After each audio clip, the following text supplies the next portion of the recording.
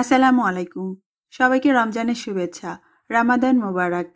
শুরু হতে যাচ্ছে পবিত্র মাস মাহে রমজান, ইবাদত বন্দেগী এবং ক্ষমা পাওয়ার মাস। এ মাসে আমাদের সাধারণ খাদ্যাভ্যাস এবং রুটিনের মধ্যে কিন্তু ব্যাপক পরিবর্তন আসে।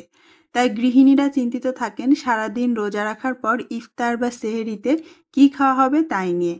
রোজা শুরু হওয়ার আগে কী কাজ এগিয়ে রাখলে ইফতার বা খাওয়া দাওয়া নিয়ে ঝামেলাটা অনেকাংশে কমে যায়, তাই নিয়ে আমার আজকের ভিডিও। চলুন তাহলে শুরু করা যাক। রমজানে ইফতার বা সেহরিতে আপনি কি খাবেন সেটা কিন্তু নিজেদের খাদ্যাভ্যাসের উপরেও অনেকটা ডিপেন্ড করে। তাই আমার কাছে সবথেকে ইম্পর্ট্যান্ট হলো যাই রান্না হোক না কেন তাতে তো মশলা লাগবেই। আসলে রান্নার থেকে মশলা জোগাড় করাটার সময় সবথেকে বেশি লাগে। তাই রোজার আগে যদি আপনি প্রয়োজনীয় মশলাগুলো গুছিয়ে রাখেন, এই যেমন ধরুন আদা বাটা, রসুন বাটা, পেঁয়াজ বাটা, এগুলো তো আমাদের লাগেই। তাই রোজা শুরু হওয়ার আগে একদিন সময় নিয়ে বেশি করে আদা, রসুন, পেঁয়াজ ছুলে কেটে যদি বেটে ডিপ করে রাখতে পারেন, তাহলে পুরো রোজার মাসটা আপনি সেখান থেকে একটু একটু করে নিয়ে ব্যবহার করতে পারেন। আমি এই কাজটা সবসময় করে থাকি। শুধু রোজার মাস বলে নয়, প্রত্যেক মাসের জন্যই আমি আদা রসুন বাটার কাজটা রেডি করে রাখি। এতে যেমন সময়ও বাঁচে, তেমনি ঝটপট যে কোনো রান্না করে ফেলা যায়। আর আদা রসুন বাটার জন্য আমি কোনো পানি ব্যবহার করি না। পানি ছাড়াই ব্লেন্ডারে এগুলো আমি মিহি পেস্ট করে নিই। আর এভাবে বাটা মশলা রেডি করে আপনার প্রয়োজন অনুসারে ছোট বা বড় বক্সে ভরে আপনি যদি ডিপ ফ্রিজে রেখে দেন, সেটা 1 মাসেরও বেশি সময় ধরে ভালো থাকবে। পেঁয়াজ, এটা কোন খাবারে লাগে না বলেন দেখি? আমাদের দেশি রান্নায় তো অবশ্যই প্রয়োজনীয়। পেঁয়াজ কুচি, পেঁয়াজ ভাজা, পেঁয়াজ বাটা সব কিছুই। তাই আপনি চাইলে আগে থেকে একটু বেশি করে পেঁয়াজ এইভাবে কুচি করে কেটে জিপলক ব্যাগ বা বক্সে ঢুকিয়ে রেখে দিতে পারেন ডিপ ফ্রিজে, এবং প্রয়োজন মতো সেটা বের করে নিতে পারেন। আর রোজার সময় ইফতারে আমরা একটু মুখরোচক খাবার খেতে পছন্দ করি, যেমন হালিম, ঘুগনি বা চপ। এসব খাবারে একটুখানি বেরেস্তা কিন্তু অনেকটা স্বাদ বাড়িয়ে দেয়। তাছাড়া আরও অনেক খাবারেই বেরেস্তার ব্যবহার হয়। তাই খুব ভালো হয় যদি কিছুটা বেরেস্তা আপনি আগে থেকে রেডি করে রাখতে পারেন। ভেজে বেরেস্তা ঠান্ডা করে একটা বক্সে ভরে ফ্রিজের নর্মাল চেম্বারে আপনি মাস জুড়ে সংরক্ষণ করতে পারবেন। সেই সঙ্গে রোজার মাসে আরেকটা উপকরণ আমি সবসময় হাতের কাছে রাখি, আর তা হলো ভাজা জিরের গুঁড়ো। শুকনো তাওয়ায় একটু মুড়মুড়ে করে জিরেটাকে ভেজে নিয়ে তারপরে মিহি গুঁড়ো করে নিতে হবে। যে কোনো খাবারের স্বাদ বাড়াতে এরও কোনো জুড়ি নেই। যেমন ধরুন ফুচকা বানালেন বা চটপটি বানালেন, তার উপর একটু ছড়িয়ে দিলেন, লেবুর শরবতে একটু দিলেন, বা এমনিতে ছোলা ভুনার উপর দিয়েও আপনি খেতে পারেন। এইভাবে করে আপনার প্রয়োজনীয় মশলা যা যা আপনার কাছে মনে হয় দরকারি, তা যদি আপনি রোজার আগে রেডি করে ফ্রিজ করে রেখে দিতে পারেন, তাহলে রোজার মাসে কিন্তু আপনার অনেক সুবিধা হবে এবং শ্রম বাঁচাবে। এবারে আসি কিছু ইফতার মেনু নিয়ে। আমাদের দেশে ইফতারে ছোলা ভুনা খুবই কমন এবং প্রায় প্রতিদিনই এটা করা হয়। সহজ রান্না হলেও এটার প্রস্তুতি কিন্তু একটু লম্বা। ছোলাটাকে মিনিমাম 8-10 ঘন্টা আমাদের ভিজিয়ে রাখতে হয়। ফুলে ওঠার পর সেদ্ধ করে তবেই রান্না করতে হয়। প্রতিদিনকার এই ঝামেলায় না গিয়ে আপনি যদি রোজার আগে বেশি করে ছোলা ভিজিয়ে রেখে তারপরে সেটাকে সেদ্ধ করে নেন এবং প্রয়োজন অনুসারে ছোট ছোট বক্সে করে এটাকে ডিপ ফ্রিজে সংরক্ষণ করেন, তাহলে প্রতিদিনের ইফতারের আগে জাস্ট বের করে রান্না করে নিলেই হয়ে যাবে। ছোলা ভুনার পরে আসে পেঁয়াজুর নাম। বানানো সহজ হলেও প্রস্তুতি কিন্তু একটু লম্বা।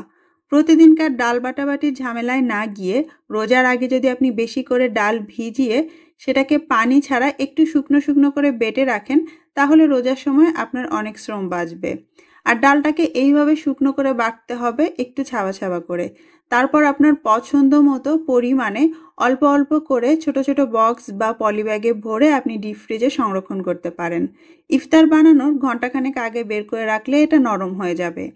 সেকেন্ড আরেকটা উপায় হচ্ছে, একবারে আপনি পেঁয়াজু বানানোর জন্য যত রকম মশলা দেয়ার সেটা দিয়ে ছোট ছোট করে এরকম পেঁয়াজু বানিয়ে প্লেটে বা ট্রেতে সাজিয়ে ডিপ ফ্রিজে ঘন্টাখানেকের জন্য রেখে দেন। যখন এটা শক্ত হয়ে যাবে তখন এগুলোকে কোনো একটা বক্স বা পলিব্যাগে ভরে আবার ডিপ ফ্রিজে রেখে নিতে পারেন। ইফতারের আগে জাস্ট চট করে তেলে ভেজে নিলেই আপনার পেঁয়াজু রেডি হয়ে যাবে। এরপরে আসে বেগুনি ও আলুর চপের নাম, যা প্রায় প্রতিদিনই সবার ইফতারে থাকে। আর এ দুটো খাবারের কমন যে বৈশিষ্ট্য তা হচ্ছে এটা তৈরিতে লাগে বেসনের গোলা বা ব্যাটার। তো প্রতিদিন আপনি বেসনের গোলা বা ব্যাটার কিভাবে বানাবেন সেই ঝামেলায় না গিয়ে রোজার আগে চাইলে কিন্তু বেসনের প্রিমিক্স রেডি করে রাখতে পারেন। জাস্ট পানি দিয়ে গুলে নিলেই আপনার বেসনের ব্যাটার রেডি। আর চাইলে ঘরেও বেসন বানিয়ে বা ভাঙিয়ে রাখতে পারেন। আমরা অনেকেই ইফতারে হালিম খেতে পছন্দ করি, কিন্তু বানানোর কথা আসলেই তখন আমরা ভয়ে পিছিয়ে যাই। দোকান থেকে কিনে আনি অথবা রেডিমেড হালিম মিক্স ব্যবহার করি। তবে আপনি চাইলে খুব সহজে কিন্তু এই হালিম মিক্স ঘরেই তৈরি করতে পারেন, হালিমের মশলা সহ। এবং কিভাবে সেটা করতে হয় তার রেসিপি কিন্তু আমার চ্যানেলে আছে। যা যা এতক্ষণ আমি দেখালাম এবং সামনে দেখাবো, সব কিছুর রেসিপি লিঙ্ক আপনারা ডেসক্রিপশন বক্সে পেয়ে যাবেন। আমাদের বাংলাদেশিদের কাছে ইফতার প্লেটে এক কোণায় থাকা সবথেকে আকর্ষণীয় একটা খাবারের নাম হচ্ছে জিলাপি। অনেকের কাছেই জিলাপি ছাড়া ইফতারটা কিন্তু একদম স্বয়ংসম্পূর্ণ হয় না। তাই আপনি চাইলে রোজার আগে থেকে জিলাপির প্রিমিক্স বানিয়ে রেখে দিতে পারেন। আর যেদিন জিলাপি খেতে ইচ্ছা করবে, জাস্ট ঝটপট পানি দিয়ে গুলিয়ে চটপট জিলাপি বানিয়ে নিতে পারবেন। ছোলা, পেঁয়াজু, বেগুনি, আলুর চপ, জিলাপি, এই সব কিছুর সঙ্গে মুড়ি না হলে কি চলে? সবকিছু একসঙ্গে মেখে খেতেও কিন্তু দারুণ মজার। মুড়ি চাইলে আপনি ঘরে বানাতে পারেন, দোকান থেকে কিনতে পারেন। খুব সহজে ঘরে বানিয়েও এভাবে কৌটা ভর্তি করে রেখে দিতে পারেন রমজান মাসের জন্য। সারাদিন রোজা রাখার পর ক্লান্তি দূর করতে এক গ্লাস ঠান্ডা ঠান্ডা শরবত কিন্তু শরীরের জন্য খুব জরুরি। আর সব থেকে ভালো হয় সেটা যদি লেবুর শরবত হয়। আর অন্যান্য অনেক শরবত আছে, তবে লেবুর শরবত আমাদের দেশে খুবই কমন। ইফতারের আগে প্রতিদিন লেবু চিপে রস বের করে তারপর শরবত গোলানো একটা ঝামেলার বিষয়। তাই রোজার আগে আপনি চাইলে একদিন বেশি করে লেবু কিনে সেটার রস বের করে আইস ট্রেতে করে এইভাবে অল্প অল্প করে জমিয়ে রাখতে পারেন। এতে করে ইফতারের সময় ঝটপট আপনি লেবুর শরবত বানিয়ে ফেলতে পারবেন। পানি, চিনি এবং এক টুকরো এই লেবুর রস, ব্যাস হয়ে গেল মজাদার লেবুর শরবত। আর এখন তো বাজারে মোটামুটি কিছুটা কাঁচা আম উঠে এসেছে। তো আপনি চাইলে রোজার জন্য আম পান্না বা কাঁচা আমের শরবতও বানিয়ে রাখতে পারেন। একবারে বেশি করে বানিয়ে এইভাবে আইস ট্রেতে জমিয়ে রাখতে পারেন এবং ইফতারের আগে চটপট পানি, চিনি দিয়ে একটু গুলিয়ে নিলেই আপনার শরবত রেডি। এছাড়া আমাদের মধ্যে অনেকেই আছেন যারা ইফতারে ভাজা পোড়া খাবারটা এড়িয়ে চলেন। রুটি, পরোটা অথবা ভাত দিয়েই ইফতার সারেন। ভাত তো খুব সহজেই রান্না করে নেওয়া যায়, তবে যারা রুটি পরোটা খেতে অভ্যস্ত তারা চাইলে রোজার আগে বেশি করে রুটি বানিয়ে সংরক্ষণ করতে পারেন।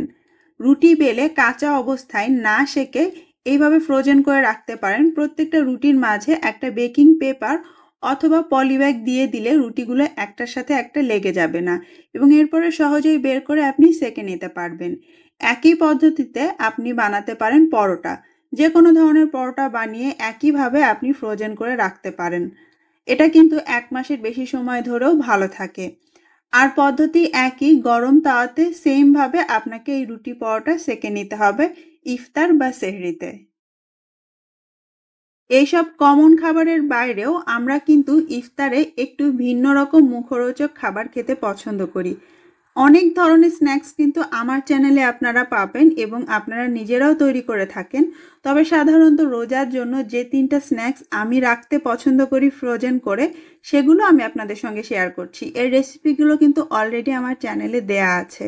তার মধ্যে একটা হচ্ছে আলুর চপ, বা এটাকে এগ চপ বা এগ কাটলেটও বলা হয়। এগুলোকেও আমি বানিয়ে ফ্রিজ করে রেখে দিই আর ইফতারের আগে চটপট তেলে ভেজে পরিবেশন করি। যেদিন কাজের চাপ বেশি থাকে বা ইফতার বানানোর সময় হয় না, সেই সময়গুলোতে এই ফ্রোজেন খাবার কিন্তু খুব উপকারে আসে। আমি আরেকটা খাবার সবসময় রোজার মাসে রাখতে চেষ্টা করি, সেটা হচ্ছে সমোসা। আমার চ্যানেলে আপনারা পেয়ে যাবেন কিভাবে ঘরে সমোসা শীট তৈরি করতে হয় এবং সেটা দিয়ে সমোসা বানানো যায়। তো আপনারা চাইলে এইভাবে বেশি করে সমোসা বানিয়ে ফ্রিজে রেখে দিতে পারেন আর ইফতারের সময় চটপট ভেজে নিতে পারেন। এরপরে আসছে আলুর চপ। চ্যানেলের একদম শুরুর দিকে 3টা ভিন্ন স্বাদের আলুর চপের রেসিপি আমি আপনাদের সঙ্গে শেয়ার করেছিলাম ফ্রোজেন পদ্ধতি সহ। আশা করছি আপনারা সেটা দেখেছেন। চাইলে সেটা থেকেও আপনারা ফ্রোজেন করে রেখে দিতে পারেন। এছাড়া গত রমজানেই বেসনের ঝামেলা ছাড়াই কিভাবে 3ভাবে আলুর চপ ভাজা যায় সেটারও একটা রেসিপি আছে ফ্রোজেন পদ্ধতি সহ। চাইলে সেখান থেকেও আপনারা ফ্রোজেন করে নিতে পারেন। এছাড়া কলকাতার স্ট্রিট ফুড ডিমের ডেভিলের রেসিপিও আছে, সেটাও আপনারা ফ্রোজেন করে রাখতে পারেন এই রমজানের জন্য। এরপরে আসছে কাবাব। আর ফ্রোজেন কাবাব বলতে টিকিয়া কাবাব বা শামি কাবাবটা বেস্ট। আমার চ্যানেলে মাছের দুটো কাবাবের রেসিপি আছে, একটা টুনা ফিশ দিয়ে আর একটা রুই মাছ দিয়ে। তো আপনাদের পছন্দ মতো যে কোনো মাছ দিয়ে আপনারা এই কাবাবটা তৈরি করতে পারেন, এবং অবশ্যই সাথে ফ্রোজেন পদ্ধতিও শেয়ার করা আছে। এছাড়া মাংস দিয়ে তৈরি শামি কাবাবের রেসিপিও আছে, যেটা আপনারা বিফ বা চিকেন দুটো দিয়েই তৈরি করতে পারেন, এবং ফ্রোজেন পদ্ধতিও সেখানে শেয়ার করা আছে। এরপরেই আসছে পুরি।